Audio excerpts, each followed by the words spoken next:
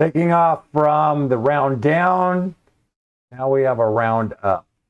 All we're doing is rounding that same bit of information using the same structure, but here we're rounding up. 380130, nothing. But here, 157877, we're going to round that third digit. We're going to get rid of everything to the right of the third digit and round it up one place. Here we have 1728. We're going to get rid of everything after the second decimal, and we're going to round it up one. 31487, we're going to get rid of everything after the first decimal. We're going to go up. Remember, once we start messing around with the negatives, we're not looking at the decimals, we're looking at the integer part. Here, we have 80 cents. We got to round that up to $1. If this was 51 cents, it would still round it up to $1. 282, it's going to round it up to, look at that. I said how aggressive this thing can be. Well, it's rounding it up all the way up to $10. And then 33.92 is going to round it up to 34. If this was $1.01, it's going to round it up significantly. Let's see if we can get a tiny number here. We're shooting for the smallest number possible, F9. See that? 1025 is rounded up to $20. Now consider how aggressive you want this thing to be. Can we throw in a decimal? F9. See, 98 cents is rounded up to $10.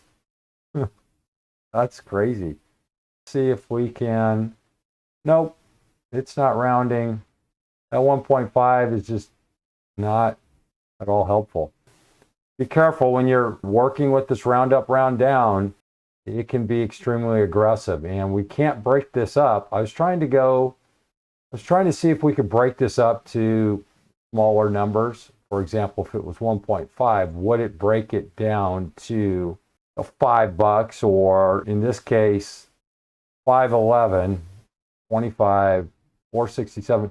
If we put 1.5 here, would this break and round up to just $5?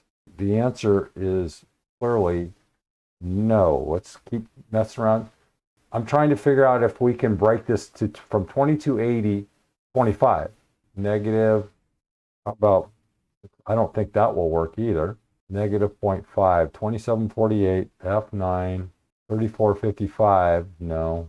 33, 34, 712, no. It's just going up $1. It reads it also as a whole number. So 2251, see, it's just going up $1.